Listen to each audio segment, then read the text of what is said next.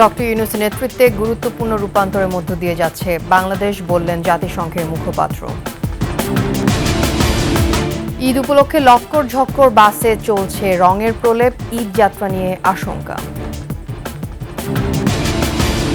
পানির স্তর নেমে যাওয়ায় কিশোরগঞ্জে পানির সংকট, রমজানে চরম ভোগান্তি।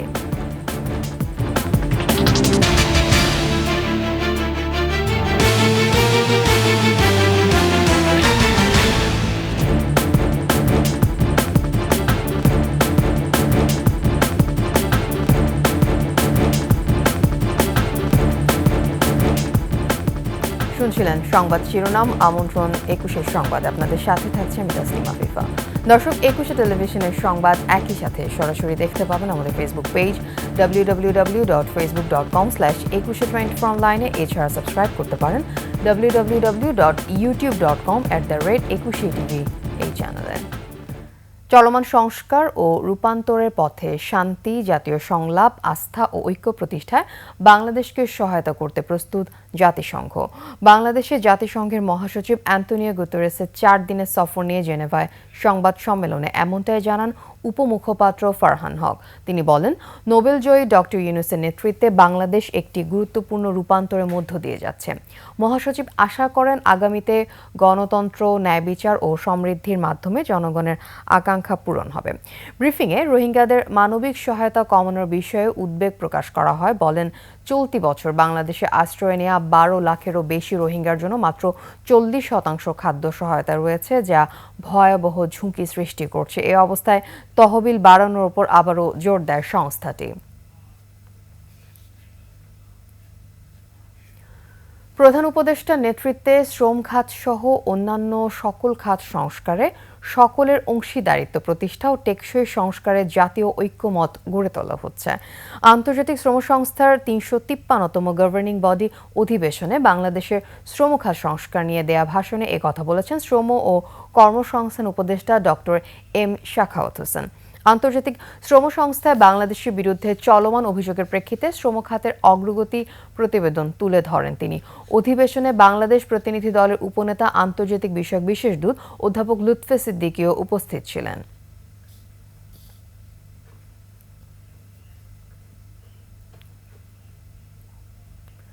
যশোরের রেল বাজার ইজারাদার মীর সাদিককে গুলি করে হত্যা করেছে দুর্বৃত্তরা।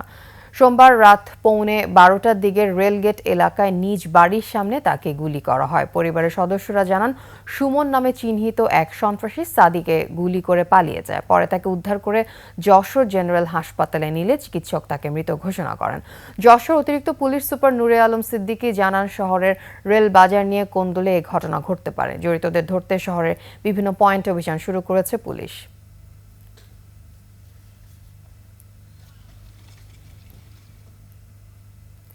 বাংলাদেশের সংখ্যালঘু নির্যাতন ও ইসলামী খিলাফতকে কেন্দ্র করে ভারতীয় সংবাদ মাধ্যমে যুক্তরাষ্ট্রের গোয়েন্দা প্রধান তুলসী গ্যাবার্ড যে মন্তব্য করেছেন তার প্রতিবাদ জানিয়েছে অন্তর্বর্তী সরকার।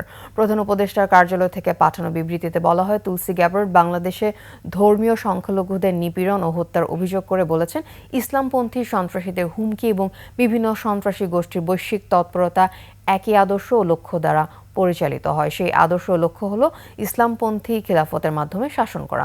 তুলসী গ্যাবার্ডের এই মন্তব্য বিভ্রান্তিকর এবং বাংলাদেশের ভাবমূর্তি ও সুনামের জন্য ক্ষতিকর উল্লেখ করে অন্তর্বর্তী সরকার বলেছে, বাংলাদেশ ঐতিহ্যগতভাবে শান্তিপূর্ণ ও অন্তর্ভুক্তিমূলক ইসলাম চর্চার জন্য সুপরিচিত এবং চরমপন্থা ও সন্ত্রাসবাদের বিরুদ্ধে লড়াই অসাধারণ অগ্রগতি অর্জন করেছে। কদিন পরে পবিত্র ঈদ উল ফিতর। ঈদকে ঘিরে লক্কর ঝক্কর পুরনো বাসগুলোতে দেয়া হচ্ছে রঙের প্রলেপ, চলছে টুকটাক মেরামতের কাজও। তবে নতুন দেখালেও নির্বিঘ্ন ঈদ যাত্রা নিয়ে আশঙ্কা যাত্রীদের। খুলনা প্রতিনিধি আশরাফুল ইসলাম নূরের তথ্যচিত্রে ডেস্ক রিপোর্ট। এভাবে রং লাগিয়ে ঈদযাত্রায় ফিটনেসবিহীন শত শত বাস রাস্তায় নামানোর প্রস্তুতি চলছে খুলনার ওয়ার্কশপগুলোতে। লক্কর ঝক্কর এসব বাসের রং করতে ব্যস্ত শ্রমিকরা। জোড়াতালি দিয়ে দেয়া হচ্ছে নতুন অবয়ব। রিকন্ডিশন গাড়িটা যে আমরা কাজ করতেছি, এতে দেশে অনেক পরিশ্রম। এই জায়গায় জায়গায় ফুটিংয়ের জায়গায় টাচ আপ করে দেবো, এটা হলো 45,000 টাকা, মানে রং মিলিয়ে দেবো টাচ আপ করে। খুলনার সোনাডাঙ্গা বাস স্ট্যান্ড থেকে দক্ষিণ পশ্চিমাঞ্চলের 52টি রুটে চলাচল করে অন্তত 2000 বাস। ঈদে এই সংখ্যা আরও বাড়ে। রংপুরে এসব বাস সড়কে নামানো হবে 27 রোজার পর। পুরনো বাসগুলোকে রং দিয়ে চকচকা করা হলেও ঈদ যাত্রা নিয়ে আশঙ্কা যাত্রীদের। খুব ভয় লাগে যে আসলে যে সেখানে কখন না জানি যে দুর্ঘটনা ঘটে, কখন না জানি দেখে আমাদের প্রাণ চলে যায়। কর্তৃপক্ষ বলছে ফিটনেস ছাড়া বাস সড়কে নামালে নেওয়া হবে ব্যবস্থা। ফিটনেসবিহীন গাড়ির বিরুদ্ধে মোবাইল কোর্টের ব্যবস্থা নিচ্ছি। সাথে সাথে আবার এটাও করছি আমরা যে কি বলে যে ড্রাইভার এবং হেল্পাররা যাতে সচেতন হয়, সেজন্য ড্রাইভারদের যে প্রশিক্ষণ কর্মশালা সেখানেও তাদেরকে আমরা উদ্বুদ্ধ করছি যে তারা যেন ফিটনেসবিহীন গাড়ি লক্ষ্য রাস্তায় চলাচল না করায়। বিআরটিএর তথ্য বলছে খুলনা অঞ্চলের অন্তত 60% যাত্রী পরিবহনের কাগজ ত্রুটিপূর্ণ আর 40% ফিটনেসবিহীন। Khurshid Alam, desk report, 21 television. ভূগর্ভস্থ পানির স্তর নিচে নেমে যাওয়ায় কিশোরগঞ্জের নলকূপগুলোয় পাওয়া যাচ্ছে না পানি। এতে সদর ও করিমগঞ্জ উপজেলায় তীব্র পানির সংকট দেখা দিয়েছে। এই দুই উপজেলা ছাড়াও 13 উপজেলাতেই কম বেশি দেখা যাচ্ছে পানির সংকট। রোজায় একটু পানির জন্য ভোগান্তি পৌঁছেছে চরমে। রোমন চক্রবর্তীর তথ্যচিত্রে ডেস্ক রিপোর্ট। কিশোরগঞ্জ সদর উপজেলার যশোদল ইউনিয়নের কোনামাটি গ্রামে যে কয়েকটি অগভীর নলকূপ ছিল, সবগুলোতেই পানি পাওয়া যাচ্ছে না। আগে চৈত্র মাসেও পানি পাওয়া গেলেও এবার ফাল্গুন মাসের শুরুতেই পানি নেই নলকূপে। রোজার এই সময়ে একটু খাবার পানি জোগাড় করতে হিমশিম অবস্থা তাদের। এবারে ফাল্গুন মাস আমার কলের মানে পানি নেই। 3 মাস হয়েছে কলটা দিছি, আমরা পানি খাইতে পারি নাই। পানি আনতাছি আইনা চলতাছি। সদর ও করিমগঞ্জ উপজেলায় বিভিন্ন গ্রামে পানির জন্য হাহাকার। সামর্থ্যবানরা সাবমার্সিবল পাম্প বসিয়ে পানির অভাব দূর করলেও বাদশাদে লোডশেডিং। আমাদের এলাকাটা পানির খুব সংকট। মোটর কল দিছি, তারপরে তো গভীর না, পানি কম আর পানি ময়লা আসে। গভর্নমেন্ট যদি এইটার যদি কোনো সুব্যবস্থা না নেয়, তবে আমাদের গ্রাম এলাকা তীব্র পানির সংকট দেখা দিবে। বিশেষজ্ঞরা বলছেন দখল দূষণে নদী, খাল, বিল ধ্বংস করা ও পানির অপব্যবহার এর অন্যতম কারণ। যেভাবে পানি উঠানো হচ্ছে তাতে ভবিষ্যতে কিন্তু সেই স্তরগুলোতেও পানি না থাকার একটা সম্ভাবনা রয়েছে। তবে ভিন্ন চিত্র দেখা গেছে যশোদলের বীরদামপাড়া গ্রামে। জনস্বাস্থ্য বিভাগ শহরের মতো পাম্প বসিয়ে পানি সরবরাহ দিচ্ছে কয়েকশো গ্রাহককে। সাপ্লাই লাইনটা আমাদের গ্রামে তাকাতে আমরা যে কি যে উপকৃত। সরকারিভাবে সাবমার্সিবল দেওয়া আছে, সাবমার্সিবলতে এই সাপ্লাই পানি হিসেবে ব্যবহার করা হইতাছে। সরকারের কাছে দোয়া করি যেন সরকার এরকম পদক্ষেপ আরো অন্য গ্রামে গুলা নেয়।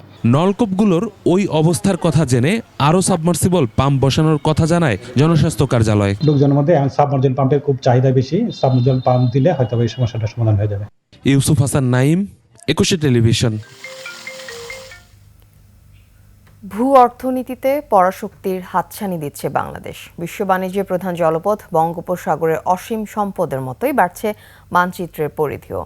দক্ষিণে দৃশ্যমান হচ্ছে নতুন নতুন দ্বীপ। প্রায় 900 বর্গ কিলোমিটার জুড়ে জেগে ওঠা ভূমির পাশাপাশি 1000 কিলোমিটার আয়তনের ডুবোচরও খুলে দিচ্ছে সম্ভাবনার দ্বার। রিপোর্ট আকবর হোসেন সুমনের।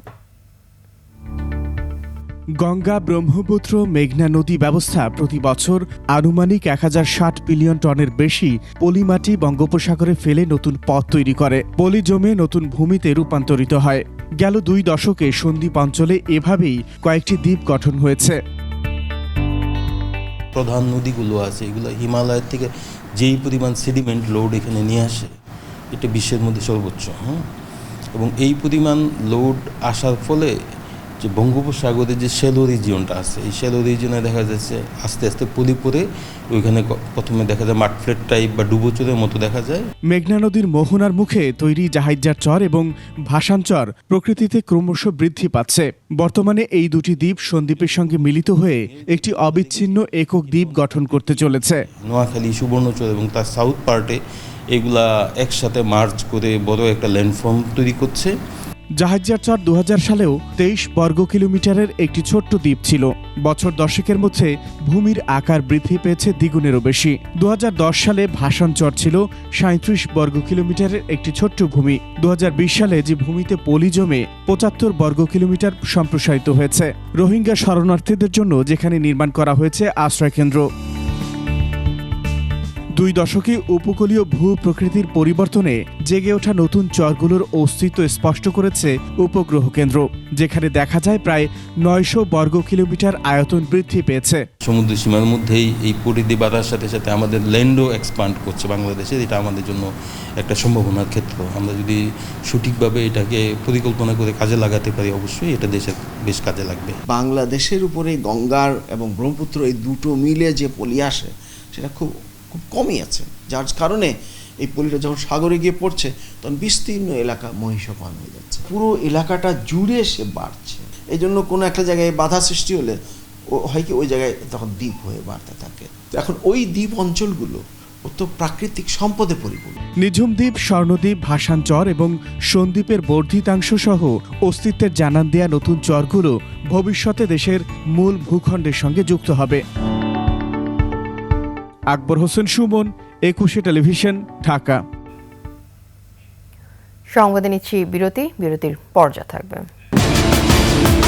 জাহাঙ্গীরনগর বিশ্ববিদ্যালয়ে 278 শিক্ষার্থী ও 13 জন শিক্ষক বহিষ্কার। আপনারা দেখছেন 21 সংবাদ। জাহাঙ্গীরনগর বিশ্ববিদ্যালয়ে বৈষম্য বিরোধী ছাত্র আন্দোলনের সময় শিক্ষার্থীদের ওপর হামলার ঘটনায় জড়িত 278 জন শিক্ষার্থীকে সাময়িকভাবে বহিষ্কার করা হয়েছে। পাশাপাশি 13 জন শিক্ষককে একই অভিযোগে বহিষ্কার করে বিশ্ববিদ্যালয় প্রশাসন।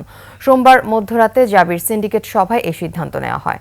সকাল 11টায় উপাচার্য অধ্যাপক কামরুল আহসানের সভাপতিত্বে সিন্ডিকেট সভা শুরু হয়ে চলে দীর্ঘ 14 ঘণ্টা ব্যাপী।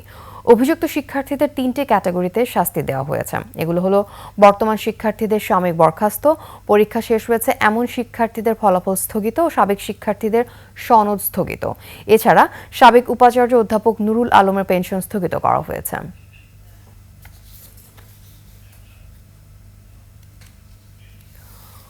উৎপাদন সরবরাহ ভালো, একই সঙ্গে রমজানে চালের চাহিদা কম থাকলেও অতীতের সকল রেকর্ড ভেঙে বেড়েছে দাম। ভোক্তা, খুচরা বিক্রেতা, আড়তদার থেকে মিল মালিক প্রত্যেকেই পরস্পরকে অভিযুক্ত করলেও চাল নিয়ে চালবাজি আসলে কারা করছে? কোন অদৃশ্য সিন্ডিকেটের কাছে সবাই বন্দী? এ যেন এক বিরাট প্রশ্ন। উত্তপ্ত চালের বাজার নিয়ে রিপোর্ট মানিক শিকদারের। আবুল কাশেম প্রায় 40 বছর ধরে চালের ব্যবসা করছেন। দীর্ঘ ব্যবসা জীবনে নানা সময় চালের বাজারে অস্থিরতা দেখেছেন, তবে এবারের মতো আকাশচুম্বী দাম আর কখনোই দেখেননি। বলতে গেলে 70 লাগে কথা বলছেন, নাইলে চাউলের অভাব নাই। ভারত থেকে এত চাউল আমদানি করলো না, তারপর চাউলের রেট অন্যান্য চাউলটা কিছুটা কম, মিনিকেটের রেট হঠাৎ করে এই অস্বাভাবিক বাড়া। এই ব্যবসার বয়সে এরকম দেখি না, 90 টাকা কেজি পলার চাল বা মিনিকেট চাল, গাছের চাল হয় নাই। মোটা চাল এখন কেজি প্রতি 55 থেকে 60 টাকা দরে বিক্রি হচ্ছে। সরু চাল নিম্ন ও নিম্ন মধ্যম আয়ের মানুষের জন্য এখন অধরা। চাল কিনতে এসে হতাশ সাধারণ ক্রেতারা, অভিযোগ করারও যেন কেউ নেই। এইভাবে বাড়তে আছে, আল্লাহ পাক জানে কই দিয়া থামে। সাধারণ মানুষ না খায় আমার কয়দিন পরে এই অবস্থা হইবার কি। সরকারের কোনো তদারকি নাই, এরকম করা তদারকি থাকলে আর এরকম হইতো না। রমজানের বাজারে ক্রেতা কম, তবু চালের দাম চড়া। কারণ হিসেবে সিন্ডিকেটকেই দায়ী করছেন খুচরা ব্যবসায়ীরা। পর্যাপ্ত পরিমাণ চাল আছে, এটা কিন্তু কোঅপারেটিভ কোম্পানি আর মেলাররা সিন্ডিকেট করে দাম বাড়াইছে। যেমন এই যে মুজাম্মেল সাহেব, এরফান সাহেব, মিনিকেট এক সপ্তাহ আগে মনে করেন যে কত 81 টাকা 82 টাকা ছিল, এই মিনিকেটের করে রাখছে মনে করেন যে 93 টাকা 94 টাকা ওরা পাইকারি বিক্রি করে। তো ওখান থেকে কিনে এনে আমরা বিক্রি করতে হবে, তার মানে প্রায় 100 টাকা বানাইছে তারা মিনিকেটটা। বড় বড় কোম্পানিদের কারণে, বড় বড় মেল চাচালেদের কারণে, এদের সিন্ডিকেটের কারণে এই বাজার বাড়ছে। মিল মালিকরা বলছে কিছু কিছু সিন্ডিকেটের কাছে অসহায় তারা। 11,000 মিল মালিকের মিল দিয়ে কিন্তু সিন্ডিকেট করতে পারে না। তারা যে একাত হয়ে যে দাম বাড়াই দাও, 1 টাকা 2 টাকা বাড়াই দাও, এটা করতে পারে না। যখন বাজারটা কয়েকটা লোকের হাতে চলে যায়, মুষ্টিমেয় ধরেন 1 থেকে 50 বা 100 জনের ভিতরে চলে আসলে তখন সেখানে সিন্ডিকেট সৃষ্টি হয়ে যায়। হাতে গণেন তাহলে হয়তো 20 থেকে 30টা মিল আছে যারা এই সাথে জড়িত। তাদের আগে আমি নাম ধরে বলছি, কিন্তু ব্যবস্থা তখনকার সরকার নেয় নাই।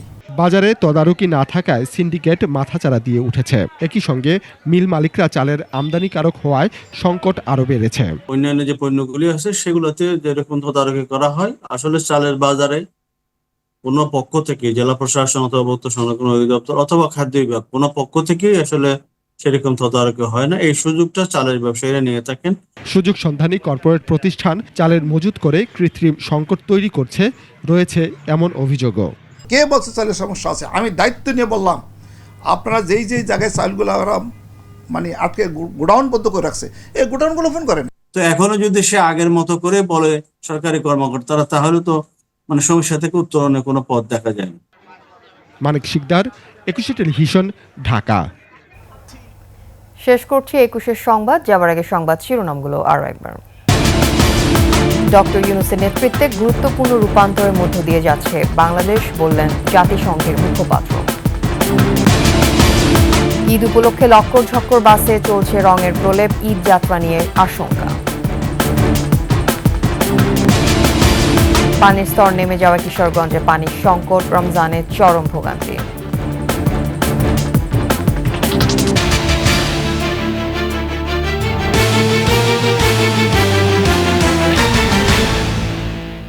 সর্বশেষ খবর জানতে ডায়াল করুন 2021 নম্বরে, ভিজিট করুন 21-tv.com এই ওয়েবসাইটে। এছাড়া ফেসবুকে লগ ইন করতে পারেন www.facebook.com/2124 অনলাইনে। এছাড়া সাবস্ক্রাইব করতে পারেন www.youtube.com/21tv এই চ্যানেলে। এতক্ষণ সাথে থাকার জন্য ধন্যবাদ। আমাদের পরবর্তী সংবাদ বেলা 11টায় দেখার আমন্ত্রণ রইল। 21-এর সাথে থাকুন।